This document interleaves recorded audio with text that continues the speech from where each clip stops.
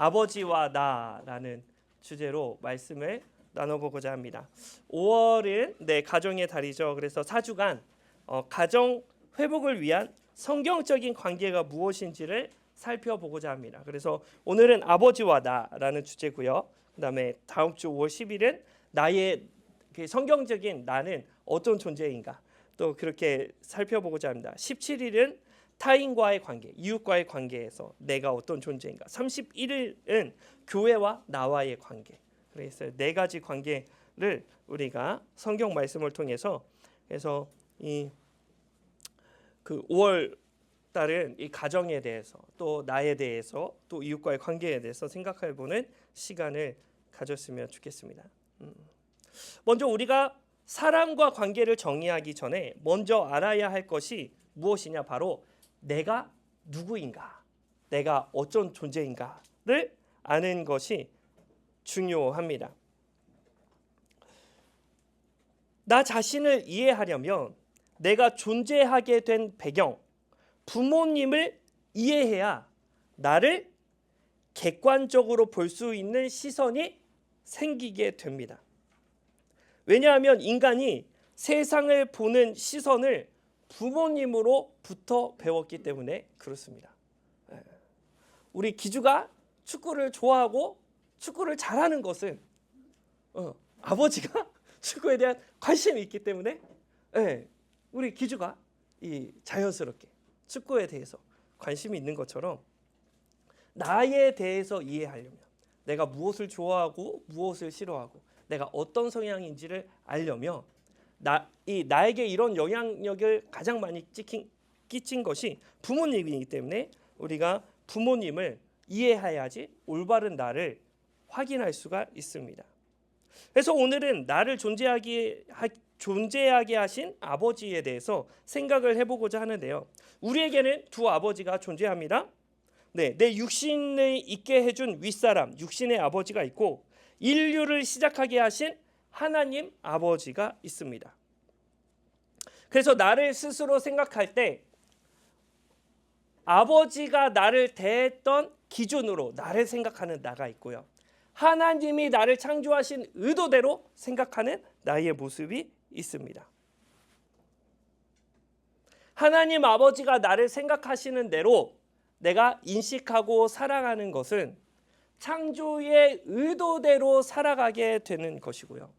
아쉽게도 육신의 부모가 나를 인식한 그 시선으로 나를 접근하면 하나님의 창조의 의도에서 약간 벗어난 시각을 가지고 나를 바라보게 됩니다. 그래서 내가 나 자신을 이해할 때 육신의 시선으로 대하는가, 하나님의 시선으로 나를 대하는가, 좀 더 선명하게 말씀드리자면 나는 하나님의 사랑을 토대로 사는가, 육신의 아버지의 사랑을 토대로 사는가 한번 질문해 봐야 한다는 거예요. 이런 맥락에서 다윗의 삶은 우리에게 좋은 예화가 될 수 있습니다. 다윗은 어떤 삶을 살았냐? 부모와 형제들로부터 보호받지 못하는 삶을 살았습니다. 사무엘상 16장 11절 말씀입니다. 사무엘상 16장 11절 말씀 같이 읽어봅니다. 시작. 또 사무엘이 이새에게 이르되 내 아들들이 다 여기 있느냐? 이새가 이르되 아직 막내가 남았는데 그는 양을 지키나이다. 사무엘이 이새에게 이르되 사람을 보내어 그를 데려오라. 그가 여기 오기까지는 우리가 식사 자리에 앉지 아니하겠노라. 아멘. 기아 씩씩하네. 지금 어떤 상황이냐면 이스라엘에서 가장 영빨이 센 목사님이 이새의 집에 방문하는 거예요. 그렇죠? 영빨이 센 목사님. 우리는 기아성이니까 기아성에서 가장 너무 저속합니까? 영빨이 가장 인지도 높으신 목사님 누굴까요? 이영호 목사님이겠죠. 이영호 목사님이 세안을 교회가 아니라 집에 신방으로 오시는 거예요. 집에 신방으로 오시는 거예요. 그렇죠? 집에 신방 오는 거예요. 집에 신방 오면 여러분 뭐 받아야 돼요? 별로 관심 없으니까 네. 안수 받아야 될 거 아니에요. 안수 받아야 될 거죠. 그럼 애들 학교 보내면 돼요? 안 돼요? 예, 그렇죠. 어차피 하나님이 복 주시는 거 뭐 사람이 안수가 뭐 아주 너무 성경적으로 훌륭합니다. 예. 지금 이새의 집에 이 당시에 가장 영빨이 셌던, 가장 인지도 높고 유명했던, 인스타그램 올리면 조회수 막 100만 터지는, 조회수 1000만 터지는 사무엘 선지자가 이새의 집에 온 거예요. 그런데 7명이, 그래서 지금 이새의 집은 축제가 벌어졌어요. 사무엘 선지자가 신방을 왔기 때문에. 그래서 자녀들이 다 와가지고 잔치에, 축제에 참여하고 맛있게 재밌게 즐기고 있는데, 막내 아들은 지금 뭐 하고 있냐? 막내 아들은 뭐 하고 있냐? 밖에서 양을 치고 있는 거예요. 밖에서 기아가 밖에서 양 치고 있는 거. 그렇죠? 그러면 막내 아들이 지금 양을 이렇게 친다고 하면 우리가 생각하기에는 허드렛 일을 이 친구가 하나라고 생각을 할 수 있습니다.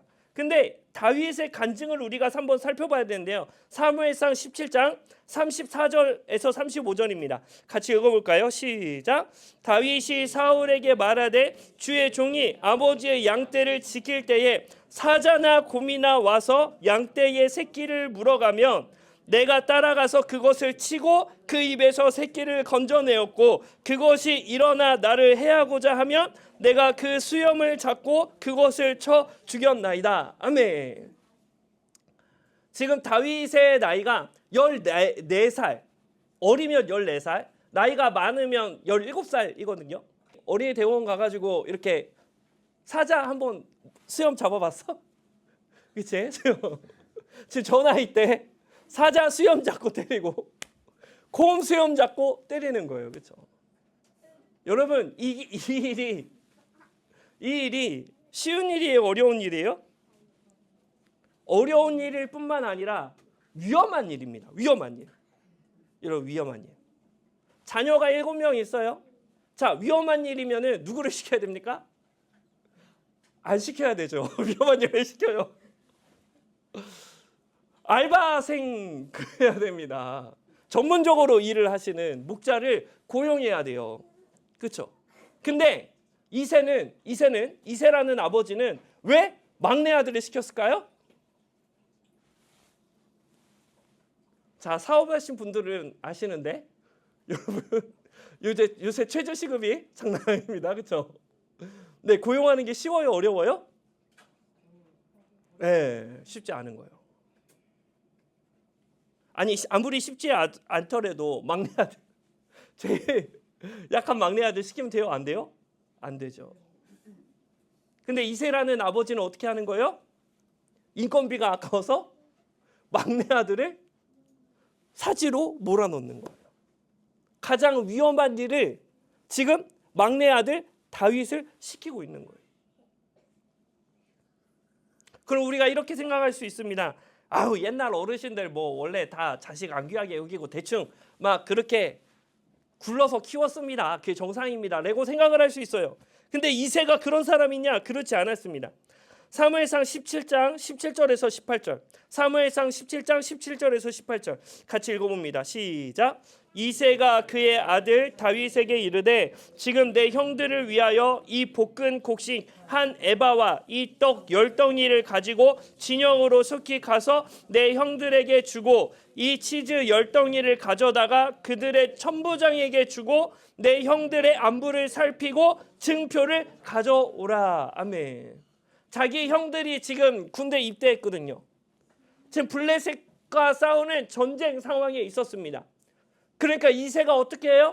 자기 아들들 챙기려고 다윗에게 심부름을 시켜서 너네 형들의 상관 천부장에게 뇌물을 줘서 너희 형들이 위험한 상황에 놓이지 않게끔 너가 가서 지켜줘라 라고 이새가 그 다윗에게 시킨 거예요. 다윗에게.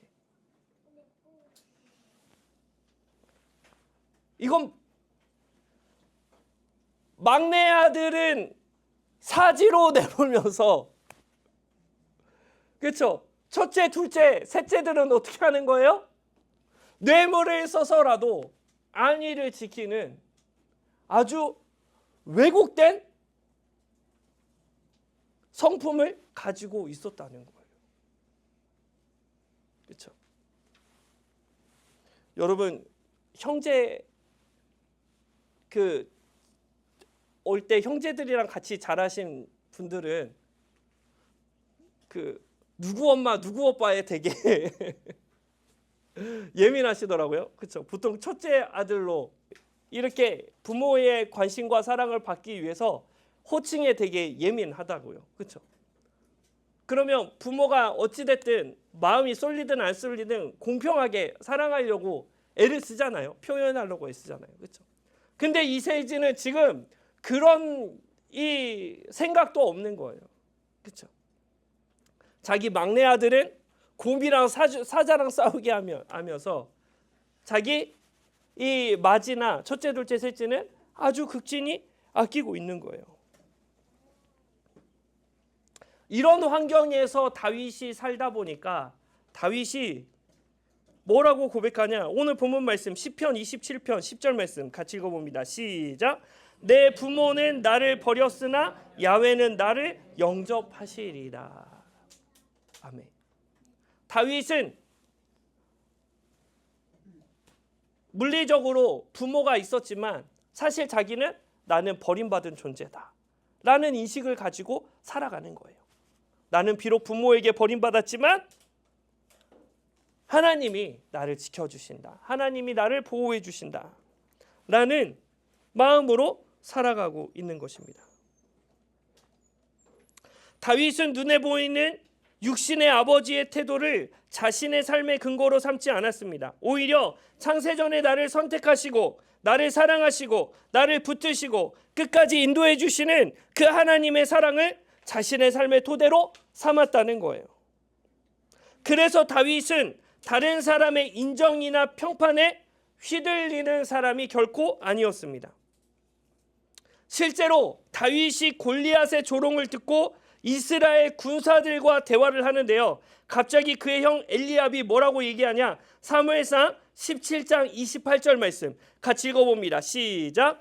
큰형 엘리압이 다윗이 사람에게 하는 말을 들은지라 그가 다윗에게 노를 바라여 이르되 내가 어찌하여 이리로 내려왔느냐? 들에 있는 양들은 누구에게 맡겼느냐? 나는 내 교만과 내 마음의 완악함을 아노니 내가 전쟁을 구경하러 왔도다. 아멘.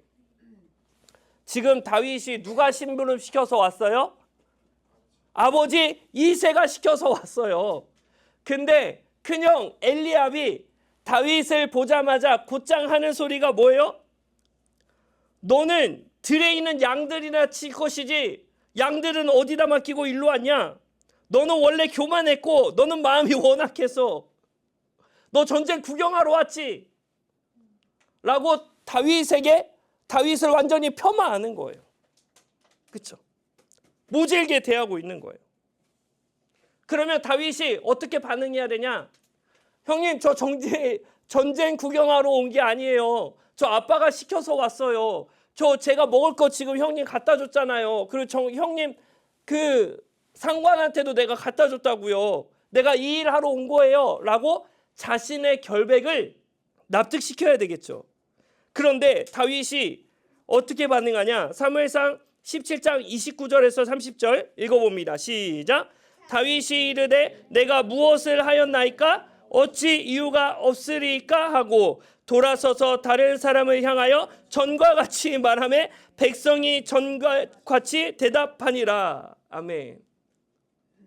여러분 다윗이 자기 형이 나를 인정해주지 않는다고, 자기 형이 나를 왜곡해서 대한다고, 형 나를 인정해 주라고, 내 의도가 그게 아니라고 신랑이 버리지 않았어요. 형이 어떻게 생각하고 어떻게 행동해든 별로 생각 안 하고 다윗은 자기 할 일 하는 거예요. 그렇죠? 여러분 우리가 스스로 확신이 없으면 자꾸 어떻게 하냐? 다른 사람의 판단에 의존하게 됩니다. 다른 사람의 평가를 따르게 돼요. 왜요? 어려서부터 내 선택에 대한 긍정적인 지지를 받지 못했기 때문에 나의 선택에 대한 믿음이 없는 거예요. 그러나 다윗은요, 자신의 형 엘리압의 평가에 큰 의미를 두지 않았습니다. 오히려 다윗은 자기가 사랑하는 하나님의 이름을 망령되게 일컫는 골리앗에게 관심을 가졌어요. 나의 정당성을 다른 사람에게 입증하는 삶을 사는 것이 아니라 하나님께 영광 돌리는 삶을 다윗이 살아갔다는 것입니다.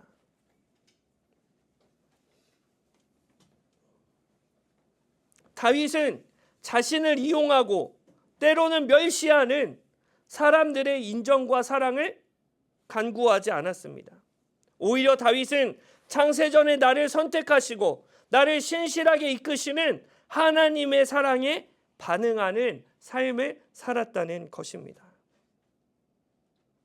그래서 다윗은 환경을 초월하는 삶을 살았어요.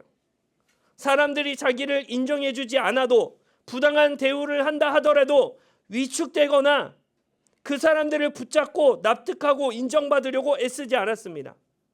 다윗은 육신의 부모가 주는 사랑이 아니라 하나님이 베풀어 주시는 사랑을 토대로 세상을 살아냈기 때문에 그렇습니다. 그래서 여러분, 우리 자신은 나는 어느 사랑을 토대로 살아가느냐에 따라서 내 삶이 매이기도 하고 자유하게 되기도 합니다. 환경이 나에게 주는 사랑, 육신의 부모가 나에게 주는 사랑을 토대로 살아가는 사람은 끊임없이 인정과 지지를 받아야 합니다. 누구 한 사람이라도 나를 인정해주지 않으면 버티지 못하는 거예요. 자꾸 자기 자신을 변명하고 방어하고 남들을 설득시킵니다. 안 그러면 내가 살지 못하는 거예요. 이러한 삶은 타인의 시선에 매이는 삶을 살아가게 됩니다. 반면에 하나님의 인정, 하나님의 사랑을 토대로 살아가는 사람은 어떻습니까? 상대방의 시선이 온전치 않다는 것을 인지하고 있습니다. 자신의 마음이 오해받는다 할지라도 언젠가는 진실이 드러난다는 믿음을 갖고 있습니다. 주변 환경에 일희일비하지 않아요. 왜 그래요? 하나님으로부터 인정받고 있기 때문에 그렇습니다. 그렇다면 부모에게 버림받은 다윗이 어떻게 이런 안정감 있는 삶을 살게 되었습니까? 도대체 하나님의 사랑이 무엇이길래 다윗은 이렇게 환경을 초월하는 성품을 가질 수 있었을까요? 누가복음 15장에 보면 탕자의 비유가 나옵니다. 탕자의 아버지는 자기 아들이 요구하는 것이 얼마나 어리석은 일인지를 먼저 알고 있었습니다. 그리고 그 제안을 수용했을 때 아들이 얼마나 더 괴로운 처지에 놓여질지도 이미 알고 있었어요. 그럼에도 불구하고 탕자의 아버지는 어떻게 합니까? 자기 아들의 욕구를 헤아려 주십니다. 자기 아들의 둘째 아들의 미숙한 선택, 미숙한 판단을 존중하시고 실패할 수 있는 기회까지도 허락해 주셨다는 거예요.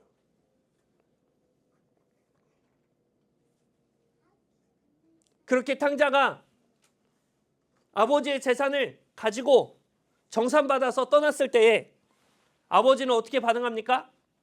내가 그놈 자식 눈에 흙이 들어가도 안 본다. 호적에서 싹 파버린다. 라고 반응하셔도 모자를 파네. 탕자의 아버지는 어떻게 반응하냐? 누가복음 15장 20절 말씀입니다. 같이 읽어봅니다. 시작.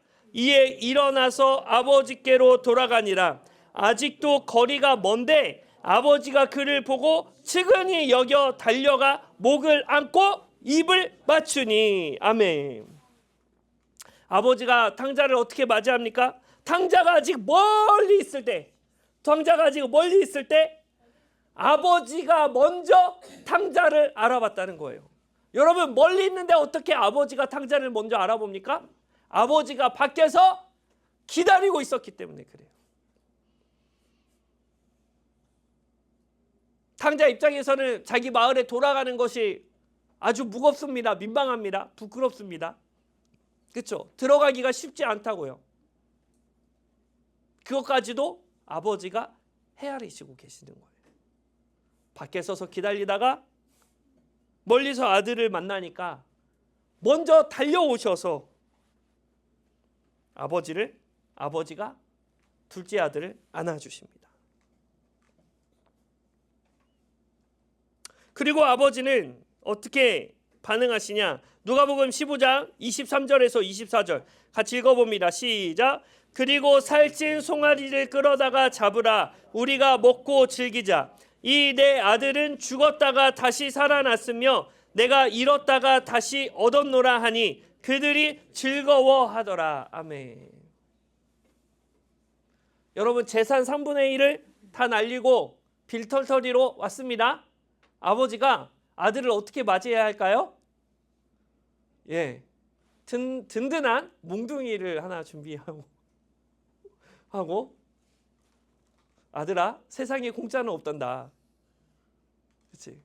이자는 싸게 해줄 테니까 평생 노예로 일하면서 네 빚을 네가 갚아라 라고 얘기할 법도 한데, 탕자의 아버지는 탕자를 기쁘게 환영해 주시고 잊었던 내 아들을 다시 찾았노라. 그렇죠? 이 아들의 권위를 다시 온전하게 다 회복시켜 주시고 잔치를 베풀어 주셨다는 것입니다. 이것이 바로 하나님 아버지께서 우리에게 베푸시는 사랑입니다. 하나님은 우리를 귀하게 여기십니다. 우리를 얼마나 극진히 사랑하셨는지 나의 삐뚤어진 욕구조차도 헤아리시고 선택의 기회를 주신다는 거예요. 하나님은 우리가 자신의 정욕을 위해 하나님의 은혜를 허위할 때도 책망하시는 게 아니라 기다리시고 다시 우리가 하나님께로 방향을 전환할 때까지 기다려 주신다는 거예요. 여러분, 우리 하나님 다 아시지 않습니까? 우리의 모든 것을, 우리의 심령까지 다 아시잖아요. 그렇죠? 여러분, 죄 질지마다 너 죄 짓지 마, 다리 몽둥이 축복해버린다 라고 하나님 얘기하셔요? 안 하셔요? 안 하셔요. 그렇죠? 귀지야, 너 죄 지을 때, 그치? 하나님이 갑자기 이런데 시켜! 라고 얘기하셔? 안 하셔? 귀주 하시니? 잘 모르겠어? 그렇죠. 여러분, 하나님이 우리에게 보여주시는 사랑은 선택의 기회를 주시는 사랑이죠. 우리가 잘못된 선택을 했을 때 하나님 판단하시고 정죄하시고 심판하시는 것이 아니라 그 무너진 자리에서 다시 일어설 수 있도록 회복시켜 주시는 분이 바로 우리 좋으신 하나님이시라는 것입니다. 죄로 인해 발생된 무거운 짐을 대신 져 주시는 분이 바로 우리 좋으신 하나님 아버지시라는 것입니다. 하나님 아버지는 우리를 힘과 권력으로 통제하시는 분이 결코 아니십니다. 오히려 하나님은 자기 목숨을 다 내어주시면서까지 우리를 살리시는 분이었고 우리에게 자유를 허락해 주시는 분이시라는 거예요. 이러한 하나님의 사랑을 경험할 때 우리는 안정감을 느끼게 됩니다. 내가 스스로 뭔가 증명하지 않아도 사랑받고 있다는 거예요.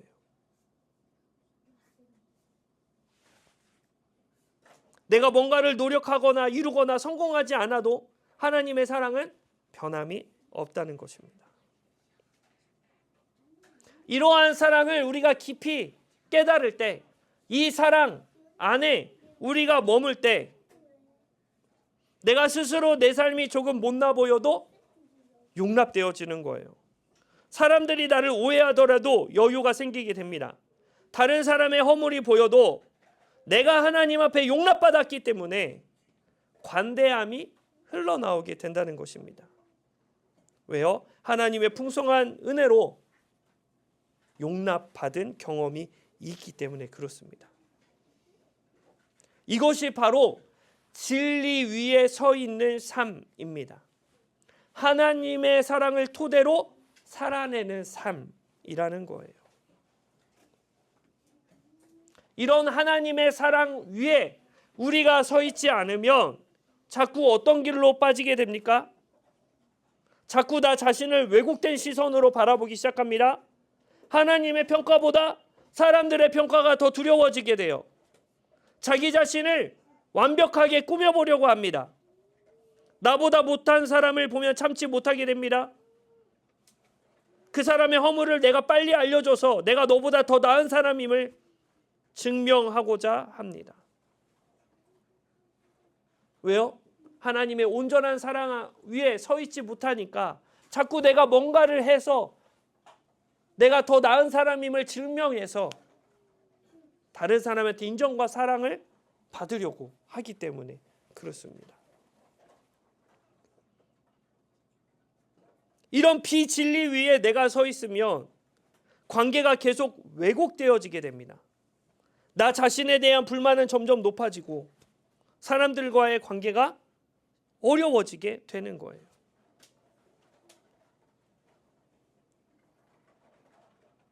그래서 새하늘 성도 여러분, 5월은 가정의 달입니다. 내가 처한 가정에, 내가 맺고 있는 인간관계에 변화의 씨앗이 필요한데 그것이 무엇이냐? 바로 하나님의 사랑, 진리의 사랑이라는 거예요. 하나님이 나를 생각하시는 그 시선 위에 내가 살아가야 한다는 것입니다. 하나님의 시선으로 나를 바라보며 내가 비록 뭔가를 이루지 못했다 할지라도, 비록 부족하게 있다 할지라도 나 자신을 귀하게 여기게 됩니다. 타인에 대해서 긍휼한 마음이 생기게 되는 거예요. 내가 충분히 용납받았기 때문에 다른 사람을 기꺼이 섬길 수 있는 좋은 마음이 나타나게 된다는 것입니다. 하나님의 사랑이 우리를 그렇게 성숙하게 만들어 가실 줄 믿습니다.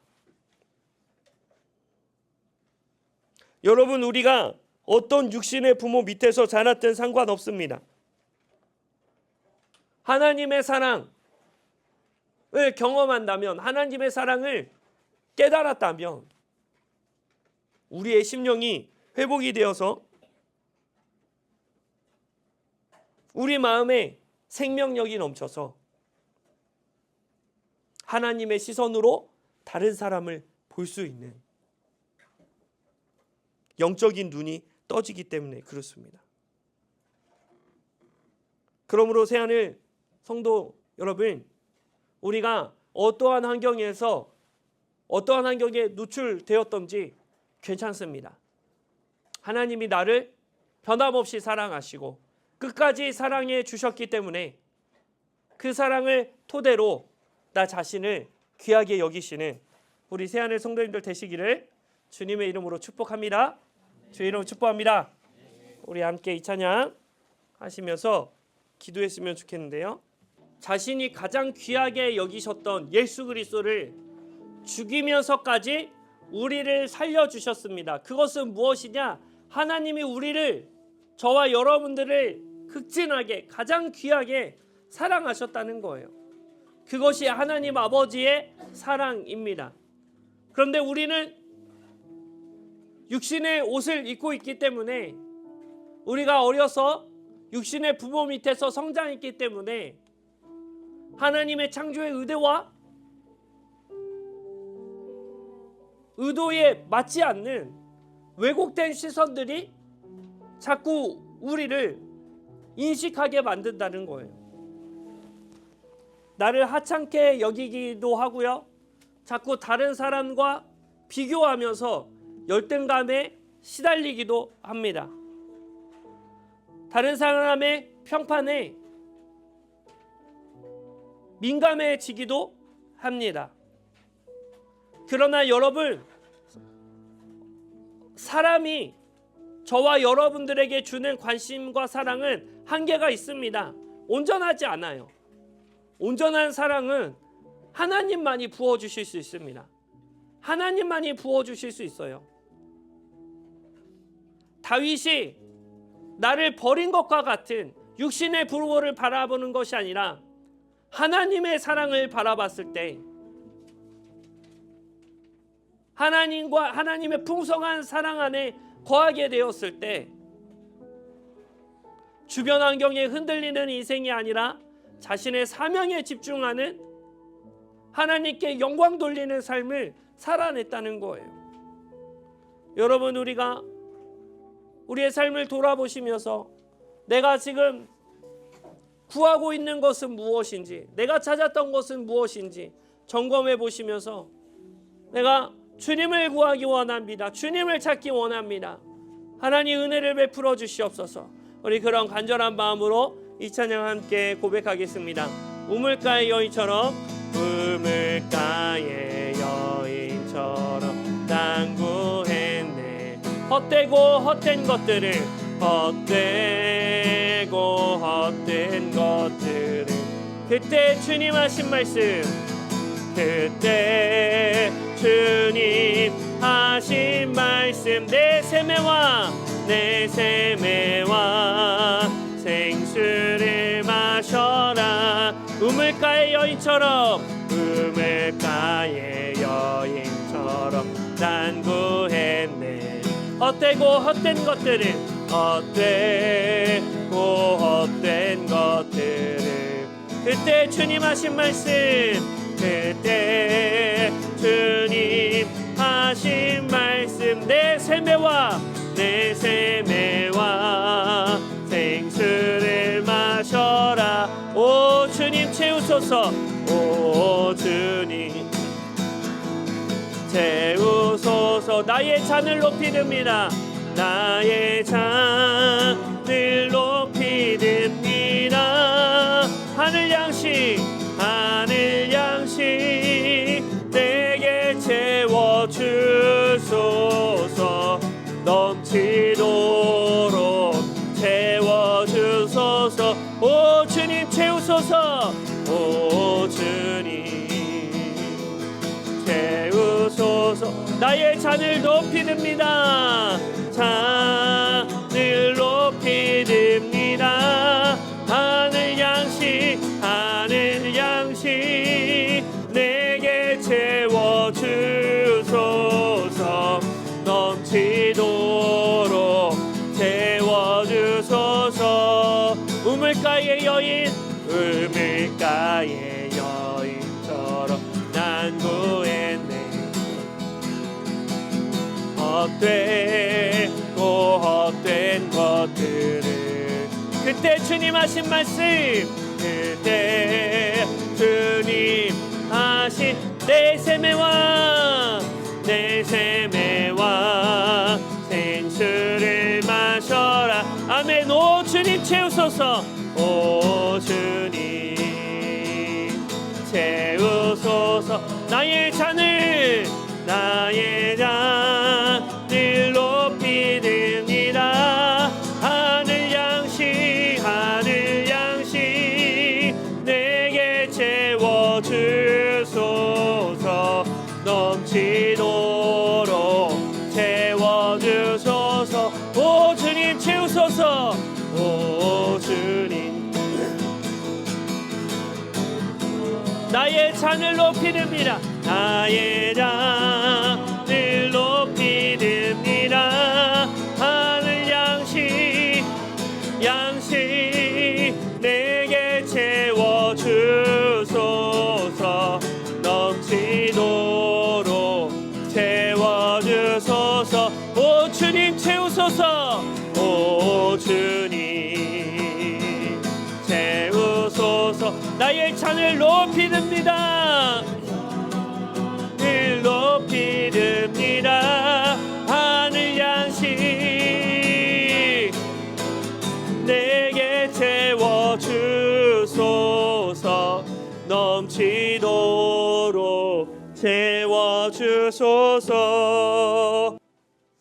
아들을 착취하고 아들을 빼앗는 하나님, 그런 하나님 모진 부모 밑에서 자랐음에도 불구하고 육신의 부모가 주는 영향보다 하나님의 능력이 더 크시기에 우리 다윗은 하나님을 의지하여서 하나님 넉넉히 승리하였습니다. 하나님 육신의 부모, 하나님 또 사람이 주는 사랑은 불완전합니다. 그러나 하나님이 은혜 베풀어 주시는 그 은혜와 사랑은 무한하고 충만하고 완전합니다. 하나님, 우리가 불안한 하나님 사람의 하나님 돌봄에 하나님 내 자신을 두는 것이 아니라 온전하고 완벽하신 야훼 하나님의 사랑 위에 내가 삶을 살아갈 수 있도록 은혜를 베풀어 주시옵소서. 하나님, 예수님 안에서 나는 귀한 하나님 아들, 딸입니다. 하나님, 내가 가진 것이 없어도, 내가 잘하는 것이 없어도, 내가 실패했어도, 내가 넘어졌어도 하나님 나를 귀하게 여기시고 하나님 멀리서부터 나를 발견하시고 먼저 다가오셔서 나를 안아주시고 잔치를 벌려주시는 좋으신 야훼 하나님이심을 이 시간 다시 한번 기억합니다. 하나님, 예수님 때문에 나는 귀한 존재입니다. 예수님 때문에 나는 사랑받는 존재입니다. 하나님, 그 안에 거하게 하여 주셔서 하나님 우리 내면에 있는 모든 하나님의 결핍들이 예수님 안에서 다 채워지게 하여 주시고 충만케 하여 주셔서 나 자신을, 하나님이 나를 귀하게 여기셨으니 나 자신을 귀하게 여기는 귀한 새하늘 성도들 되게 하여 주시옵소서. 받은 은혜 감사하여서 생명을 대신하여 기쁨으로 예물 올려드립니다. 하나님, 기쁘게 받아주시고 물질련 잘 받아서 돈 두려워하지 않게 하시고 다스리게 하여 주셔서 많은 사람들에게 선한 열 끼치는 축복의 통로 되게 하여 주시옵소서. 이제는 우리를 죄에서 구원하신 주 예수 그리스도의 은혜와 아버지 하나님의 지극하신 사랑하심과 보혜사 성령님께서 함께 하시고 교제하시고 충만케 하시는 역사가 하나님의 사랑 위에 내 삶을 살아내기로 결단하는 모든 새하늘 성도들 머리 위에 지금부터 영원토록 함께 하시기를 간절히 축원드리옵나이다. 아멘.